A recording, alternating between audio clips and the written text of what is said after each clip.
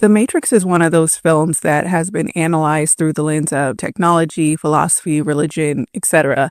for years. But beneath all of those interpretations, there's another layer that often goes unnoticed, and it's a symbolic and spiritual framework that centers around Trinity. Because she isn't just a love interest, she's a divine feminine archetype hidden in plain sight. And when I began looking closely at the symbolism surrounding Trinity, I started noticing patterns that felt intentional. She guides awakening and initiates transformation. She moves between worlds. She carries intuition, faith, and resurrection in her purpose. Unlike the cold, machine-controlled Matrix, Trinity represents something profoundly human, deeply intuitive, emotional, and spiritual. She isn't just assisting Neo's journey, she activates it, she awakens him. What makes this even more fascinating is how these themes connect to ancient archetypes that existed before modern cinema. Across countless civilizations, cultures told stories about sacred feminine figures who guided souls through death and rebirth. Women associated with hidden knowledge, divine love, and transformation have been revered throughout history. The Matrix echoes many of those same symbolic structures. Symbolism is one of humanity's oldest languages, and it communicates through metaphors, patterns, and myths rather than through direct explanation. So I'm going to examine Trinity through the lens of the divine feminine archetype by exploring the numerology surrounding her character, the spiritual symbolism embedded in key scenes, as well as the deeper philosophical ideas that may be operating underneath the surface of the film. One of the most overlooked symbolic systems operating underneath the Matrix is numerology. And whether you personally believe numbers hold spiritual meaning or not, numbers have been used symbolically for centuries. Numbers create patterns, rhythm, and hidden structure. They communicate ideas subconsciously, especially in stories dealing with prophecy, destiny, and transformation. And in the Matrix, certain numbers appear with intentional emphasis.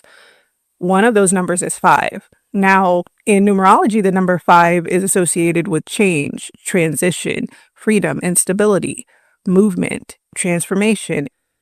But what's fascinating is when the number 5 begins appearing around moments connected to awakening, particularly moments involving Trinity, because Trinity consistently functions as a catalyst for transition. She appears in the threshold moments, the moments where Neo must choose whether he will remain asleep or transform. And then there's the repetition, 555. The repetition of numbers amplify the energy. So 555 could be interpreted as accelerated transformation, major change arriving suddenly and irreversibly, a collapse of the old self, a movement into a new reality, which is essentially the entire architecture of Neo's journey. But there's another layer here that becomes even more interesting when we contrast the number 5 with the number 6. Where 5 represents disruption and transition, 6 is associated with harmony, responsibility, devotion, love. It is frequently connected to themes of nurturing, emotional grounding, and spiritual union, themes of the sacred feminine. And where 5 represents chaos through awakening, 6 represents what gives awakening meaning. This creates an intriguing tension in the film. Neo moves through the instability of transformation, the energy of 5, while Trinity often embodies the grounding emotional force associated with 6. And this matters because the Matrix repeatedly suggests that awakening alone isn't enough. Knowledge isn't enough. Logic alone isn't enough. The machines are pure logic, pure systems, pure control. But Trinity introduces something the Matrix can't fully account for: faith, intuition, emotion, love, and sacrifice. In other words, the deeply human elements, which may explain why some of the film's most spiritually significant moments happen through her presence rather than through Neo's power alone, especially the moment that changes everything. From the beginning of the film, before Neo, before Morpheus and the Red Pill, it opens with Trinity, and that choice is incredibly important. Because from a storytelling perspective, the first character a film introduces often establishes the symbolic energy of the world itself. The audience is being subconsciously taught how to interpret reality before the main narrative even begins. And The Matrix doesn't begin with the one. It begins with Trinity in darkness. We hear disembodied voices, surveillance, tracking, machines attempting to locate her, and immediately she's associated with hidden knowledge and pursuit, a figure carrying something dangerous to the system. That already mirrors one of the oldest patterns connected to divine feminine archetypes throughout mythology: the woman who possesses forbidden wisdom, the woman pursued because she sees beyond the illusion. And visually, the scene reinforces this almost perfectly. Trinity emerges from the darkness dressed entirely in black, moving with precision, calmness, and supernatural awareness. She appears less like an ordinary person and more like someone already awakened to the hidden rules of reality. Meanwhile, the agents represent the opposite force: control, surveillance, systemic order, artificial authority, the masculine machinery of the Matrix. And what's fascinating is that Trinity never behaves like prey during this sequence. Even while being hunted, she remains composed, intuitive. She represents inner knowing rather than domination. And then comes one of the film's most iconic moments when Trinity freezes midair. Time slows, reality bends, the impossible suddenly becomes possible. Now, on the surface, this scene showcases groundbreaking visual effects, but symbolically, it does something deeper. It announces that Trinity already transcends ordinary limitations before Neo even enters the story. She is introduced as someone who can move outside of the perceived laws of reality. In mystical symbolism, figures associated with awakening often appear capable of existing between worlds, between the material and the spiritual, illusion and truth. That is exactly how Trinity is framed here. And notice something else. Neo begins the film asleep. Trinity begins the film awake. That contrast matters, because archetypally, the awakened feminine often appears before the transformation of the masculine hero. She acts as a guide into mystery, the force that disrupts ordinary consciousness and initiates the journey toward higher awareness. And that is precisely Trinity's role from the beginning of The Matrix. She isn't waiting to be awakened by Neo, she awakens Neo. Even her very first interaction with him carries this energy. When Trinity encounters Neo inside of the nightclub, he's searching for answers. He's restless, disconnected, unable to fully explain the feeling haunting him. He has the sense that something about reality is fundamentally wrong. In mythology, awakening often begins exactly this way, with some form of dissatisfaction. There's a feeling that the visible world is incomplete and something hidden exists beneath the surface of ordinary life. Neo doesn't know what he's searching for, but Trinity does. And visually, the scene resembles a descent into the unconscious mind. The environment is dark, dreamlike, and chaotic. Then Trinity appears and approaches him, quietly and directly. She tells Neo that she knows why he can't sleep and why he feels disconnected. So Trinity immediately functions as someone who understands the hidden condition of his soul before he fully understands it himself. This is a recurring feature of divine feminine archetypes in mythology and mysticism, the feminine figure as revealer of inner truth. She sees what Neo cannot see yet as an initiate. Even in the energy of the exchange, Neo is uncertain, whereas Trinity is calm and knowing. He's curious and he's searching. The film subtly establishes that she already exists on the other side of awakening, while Neo still stands at the threshold.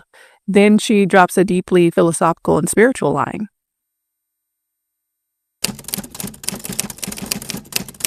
Because genuine awakening almost always begins with a question. Who am I? What is reality? Why does the world feel false? What exists beyond what I've been taught? The Matrix frames this questioning as the first act of liberation, and Trinity becomes the one who validates Neo's questioning instead of suppressing it. The system wants passive acceptance, Trinity encourages pursuit. The system wants sleep, while Trinity encourages awakening. And this mirrors ancient initiation traditions where the seeker is first approached by a guide who doesn't immediately provide answers, only direction.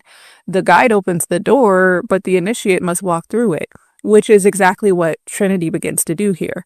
She invites Neo toward awakening, and from this point forward, nearly every major transformation in Neo's journey begins through some form of contact with her. But before we get into the mechanics of the next scene, I want to establish two specific archetypes because Trinity doesn't just resemble a generic divine feminine figure. Her symbolism overlaps very strongly with two archetypal patterns in particular, Isis and Sophia.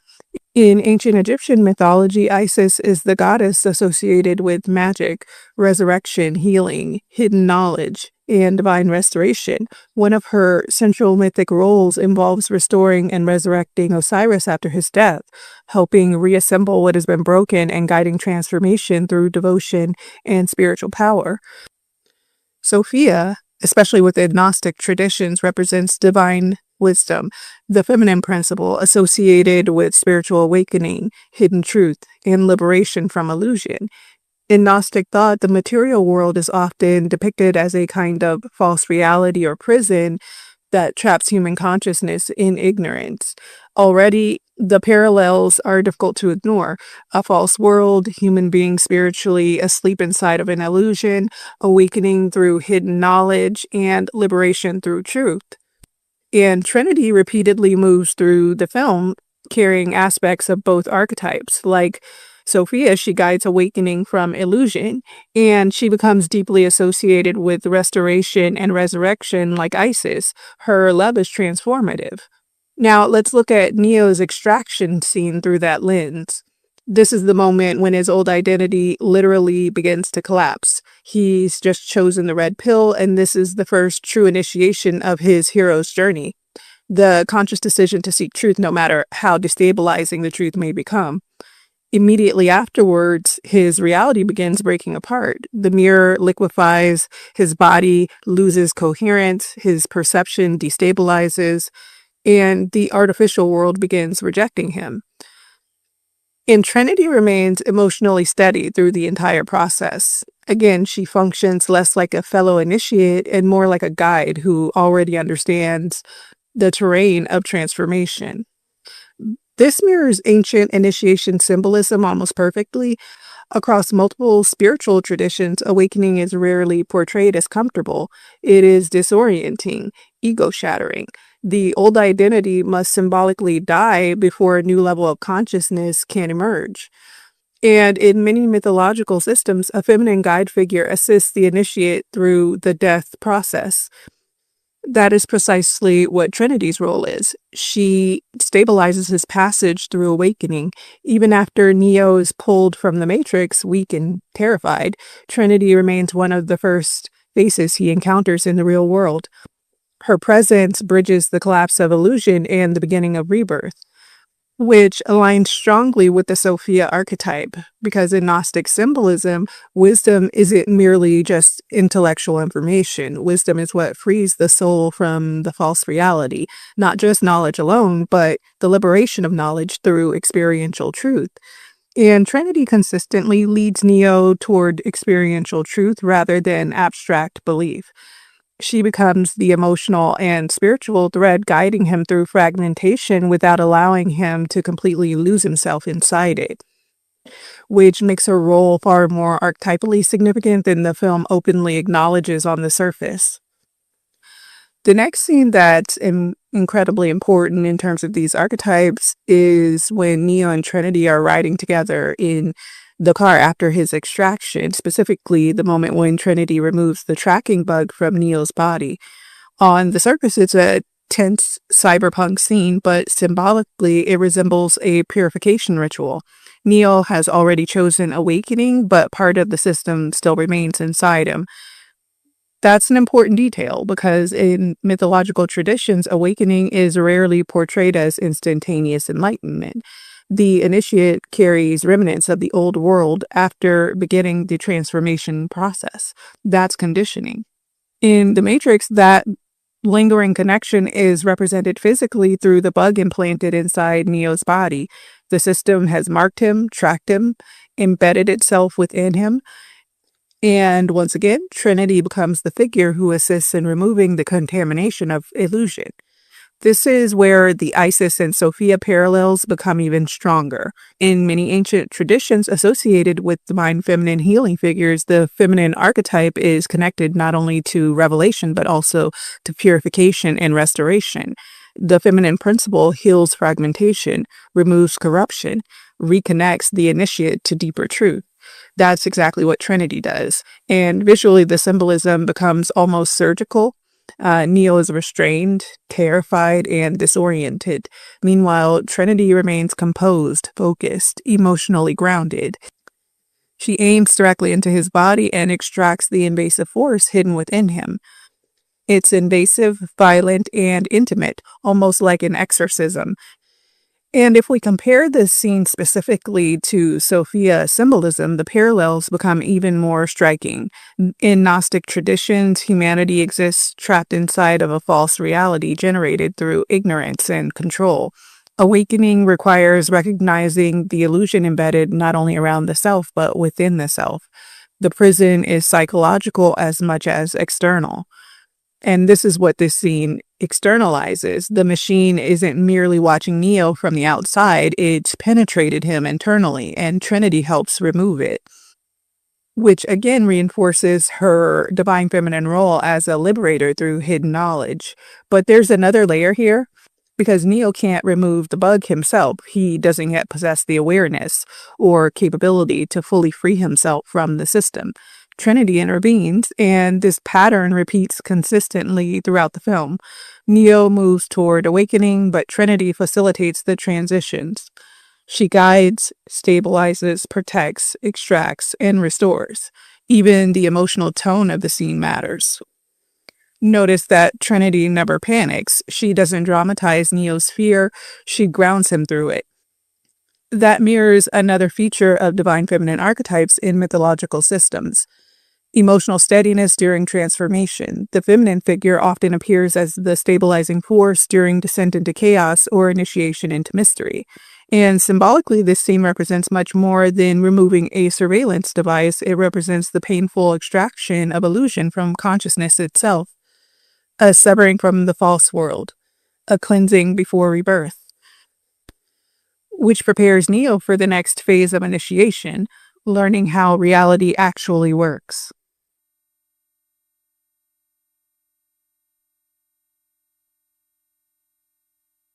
So this turned out to be a deeper dive than I originally intended, and I'm going to need to split it into parts.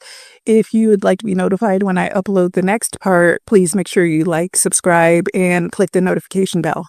Thank you.